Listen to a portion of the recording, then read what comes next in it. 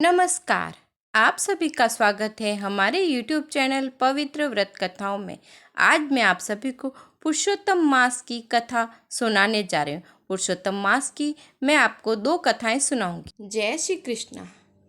एक बुढ़िया माई थी। वह वैशाख मास नहाती थी, कार्तिक मास नहाती थी, पुरुषोत्तम मास तो वह जरूर नहाती थी। वह खूब दान पुण्य करती थी। वह हरिद्वार जाकर वापस आई तो वह मंदिर गई। मंदिर जाकर उसने मन में कल्पना की कि मैंने इतना दान पुण्य धर्म किया है, मुझे मेरे मुक्ति मिलेगी कि नहीं, मुझे मेरा मन चाहा मिलेगा कि नहीं, पुरुषोत्तम मास का पुण्य मिलेगा कि नहीं। मैंने खीर पूड़ी बनाए, 31 मालपुए बनाए, कांसी की थाली में उन्हें रखकर भगवान श्री विष्णु को अर्पण किए। जोड़े जिमाए, ब्राह्मण जिमाए। मैंने जोड़े को कपड़े दिए, ब्राह्मण को दक्षिणा दिए, वस्त्र दान दिया। मैंने इतना खर्चा किया, अपने बेटों के पैसों से पुरुषोत्तम मास का उद्यापन किया, व्रत किया, तीर्थ करी। इन सब का फल मुझे मिलेगा कि नहीं। वह मंदिर में ये सारी कल्पना करते करते पूजा पाठ कर रही थी। भगवान ने उसको लीला बताई। उसने जैसे ही नीचे सर किया तो उसको महल और आलीशान घर बनता हुआ दिखाई दिया। वह मन में बहुत खुश हुई कि मुझे पुरुषोत्तम मास का इतना पुण्य मिलेगा। पुरुषोत्तम मास पूर्ण होने में 2 दिन बाकी रहे। उसकी बेटी घर आई। उसने कहा, माँ तू 1 मास से एकादशी कर रही है, तुझे खाना भाता नहीं है, तू खाना खा नहीं पाती, भूखी रह जाती है। ऐसे कर, मैं अचार लाई हूँ, जिसको खा ले तो तुझे खाना भा जाएगा। माँ ने कहा कि तेरे लाए हुआ अचार मैं नहीं खा सकती। बेटी बोली कि माँ ऐसा कुछ नहीं होता, एक भी टुकड़ा खाने से कोई फर्क नहीं पड़ता। माँ ने बेटी की बात मान ली और अचार का एक टुकड़ा खा लिया। दूसरे दिन वो मंदिर गई। उसने नीचे सर किया तो उसको डर लगने लगा। उसे लगा जैसे महल बना हुआ मेरे ऊपर गिर जाएगा, मंदिर मेरे ऊपर गिर जाएगा और मेरे सर में लग जाएगी। वह सोचने लगी कि मेरी भक्ति में, मेरे पूजा पाठ में क्या विघ्न हो गया, इस वजह से मुझे ये सब दिखाई दे रहा है। वह गुरु महाराज के पास गई और पूछा कि मैंने पुरुषोत्तम मास किया, मैंने खूब दान पुण्य किया, मेरा मन खूब खुश था, मैं खुश थी, मेरे को मंदिर में महल बनते दिखाई दे रहे थे, आलीशान महल बन रहे थे मेरे। अब न जाने क्या हुआ कि मुझको अब डर लगता है। जो मंदिर जाती हूँ मुझे डर लगता है और लगता है कि जैसे मंदिर मेरे ऊपर गिर जाएगा, मेरे सर में लग जाएगी, मुझे कुछ हो जाएगा। गुरुजी ने उससे कहा कि भाई तेरी भक्ति में कोई विघ्न आ गया है। तो उसने कहा कि मैंने तो ऐसा कुछ नहीं किया जिससे कि मेरी भक्ति पूजा पाठ में विघ्न आए। मैंने तो व्रत करा, उपवास करा, उद्यापन किया, कांसी की थाली में 31 मालपुए रखकर भगवान के मंदिर में अर्पण किए, ब्राह्मण जिमाए, कन्या जिमाई, जोड़ा जिमाए, जोड़े को वस्त्र दिया, ब्राह्मण को दान दिया, दक्षिणा दी। वह बोली, क्या भंग हो गया मेरी पूजा पाठ में, भक्ति में। तब गुरुजी बोले कि याद कर के देख, पुरुषोत्तम मास में जल्दी उठकर स्नान करनी, विष्णु भगवान की पूजा करनी, तुलसा जी की पूजा करनी, केल की पूजा करनी, दिया करना, भगवान की भक्ति करनी, एक टाइम खाना खाना। बाबूजी बोले कि सुहासिनी के घर का अन्न नहीं खाना चाहिए, दूसरों के घर जाकर एकादशी नहीं खोलना चाहिए। तब उसे याद आई कि मेरी बेटी अचार लाई थी और उसका एक टुकड़ा मैंने खाया था। उसने बाबूजी से कहा कि बाबूजी, मैंने अचार का एक टुकड़ा मेरी बेटी के घर का खाया था। तो बाबूजी ने कहा, बस यही तेरी भक्ति में भंग हुई है। यह सुनकर वह पश्चाताप करने लगी कि गुरुजी अब मैं क्या करूं, मुझे उपाय बताइए। गुरुजी ने कहा कि पूनम के दिन सुहासिनियों को जोड़ों से घर पे जिमने बुलाना, सोने की कटोरी में चांदी के अचार के कापे करना, उसको हीरे पन्ने से जड़वाना, जोड़ों के कपड़े देना और ये सब सुहासिनी को दान में देना। उसने वैसा ही किया। उसने पूनम के दिन खीर मालपुए बनाए और बेटी जमाई को जिमने बुलाए, सोने की कटोरी में चांदी के अचार के कापे बनाए, उनको हीरे पन्ने से जड़वाए और जोड़े के कपड़े दिए, दान। यह सब उद्यापन करके वह जब दूसरे दिन मंदिर गई तो उसे महल बनता हुआ दिखाई दिया, आलीशान महल बन रहा है। वो खूब राजी, खूब खुश हुई कि मुझे मेरे पुरुषोत्तम भगवान का पुण्य मिल गया, पुरुषोत्तम मास में मुझे पुण्य मिल गया। हे पुरुषोत्तम भगवान, जैसी कृपा दया दृष्टि आपने उस बुढ़िया माई पर की, वैसी ही सब पर रखना। जय पुरुषोत्तम भगवान की जय। श्री नारायण। पुरुषोत्तम मास की दूसरी कथा। एक घर में एक सास और एक बहू रहती थी। सास ने बहू से कहा कि बहू, कल से अधिक मास लग रहा है, मैं सुबह अधिक मास नहाऊंगी रोज।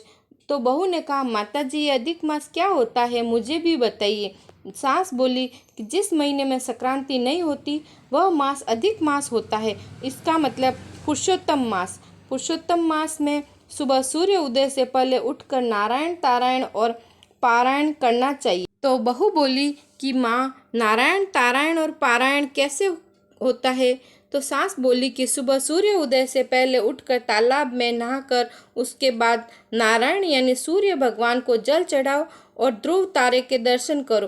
पारायण मतलब कि रामायण का 1 मास तक का पाठ करो। बहू ने कहा, माँ मैं भी करूँगी।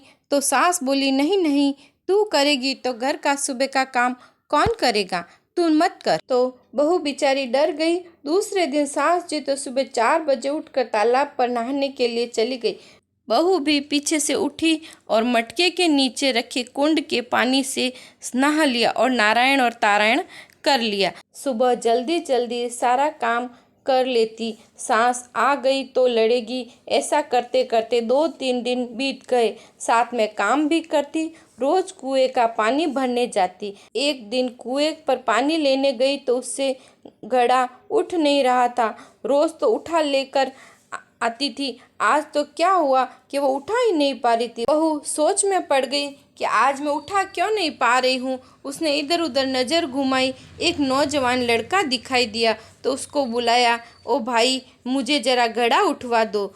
2 रोज से तो मैं उठा लेती थी, पर आज न जाने क्यों उठा नहीं पा रही हूँ। तो नौजवान ने उसकी मदद की और यह कहता हुआ चला गया कि सास नावण ऊंडण और बहू नावण कुंडण।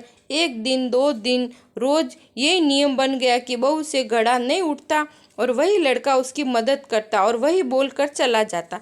सास नावण ऊंडण और बहू नावण कुंडण। एक दिन बहू ने उससे पूछा कि भाई, तू ऐसा क्यों बोलता है? तो वह युवक बोला मधुर मुस्कान के साथ, मेरा नाम तो दामोदर है, और कहते हुए अपना विराट रूप दिखा दिया। बहू तो देखते ही रह गई और भगवान के श्री चरणों में गिर गई और कहने लगी, माफ़ करना प्रभु, मैंने अज्ञानतावश आपको नहीं पहचान पाई। सासू माँ को भी 20-25 दिन हो गए तो उसने बहू से कहा कि कल मैं अधिक मास को जोड़ा जिमाऊंगी, तो कल 5 पकवान बनाना। अब बहू तो चिंता में पड़ गई कि अधिक मास तो मैं भी कर रही हूँ, मैं जोड़े कहाँ से जिमाऊंगी। सोचते हुए वो सारी रात हो गई। सुबह वैसे ही नारायण तारायण किया और पानी लेने गई। देखा तो दामोदर वहीं था, तो उसको अपनी समस्या बताई। अब दामोदर ने कहा कि बहन, चिंता क्यों कर रही हो, मैं हूँ ना, मैं आ जाऊंगा जोड़ा जिमने। तो बहू बोली, कैसे बुलाऊंगी मैं तुम? दामोदर ने कहा, कुछ नहीं, बस 2 थाली परोस कर तुलसी वृंदावन के पास रख देना और गरुड़ घंटी बजा देना, मैं तो आ जाऊंगा। बहू बोली, ठीक है। अब वह दूसरे दिन भी जल्दी नारायण तारायण किया और 5 पकवान बनाए और सासू जी से कहा कि आ जाओ, भोजन तैयार है। सास जी ने भी जोड़ों को बुलाया, बिठाया और थालियां परोस दी। बहू भी पीछे के दरवाजे से तुलसी वृंदावन में 2 थाली लेकर गई और घंटी बजा दी। राधा कृष्ण आ गए। बहू ने के लिए जोड़े जिमने रसोई में बैठकर भोजन करने लगे। बहू भाग भाग कर सास जी के जोड़ों को परोस रही थी और रसोई में बैठे राधा दामोदर को भी परोस रही थी। आगे बहू ने देखा कि सास जी माँ ने तो जोड़ों को पैसा और कपड़ा दे रही है। बहू अंदर आकर सोच विचार में पड़ गई कि सास जी ने तो ब्राह्मण को जोड़ों को दक्षिणा कपड़े दिए हैं, मैं भगवान को, राधा दामोदर को क्या दूंगी? भगवान ये सारी बात समझ गए। प्रभु ने कहा, तुलसी लाकर मेरे हाथों पर अर्पण करो। बहू तो झटपट तुलसी का पत्ता लाई और राधा दामोदर के हाथ पर रख दिया तो देखा कि तुलसी तो सोने का टक्का बन गई। वह मज़े से दोनों जोड़े जिम लिए और चले गए। अब सास जी ने कहा कि चल बहू, अपन दोनों भी भोजन कर लें। तो इधर रसोई में देखा तो 2 थालियां हीरे पन्ने माणक मोती से भरी और सोने का कलश हो गया और जाते हुए भगवान के पद चिन्ह दिखे। सासू जी तो आश्चर्य में पड़ गई और बहू से पूछा। बहू ने पूरी बात बताई। सास जी बोली, बहू तो बड़ी भाग्यवान है, तेरे लिए तो भगवान श्री कृष्ण स्वयं राधा के साथ आए थे। सास जी और बहू दोनों का अधिक मास संपन्न हुआ तथा कहता सुनता हुकार भरता सभी बहनों को पुरुषोत्तम मास सफल होए। जय श्री राधे कृष्ण, जय राधा दामोदर। आप सभी को मेरी कथा पसंद आई हो तो प्लीज़ लाइक शेयर सब्सक्राइब कीजिए और कमेंट बॉक्स में डालिए यदि कोई नई कथा सुनना चाहते हैं तो। धन्यवाद। जय श्री कृष्ण।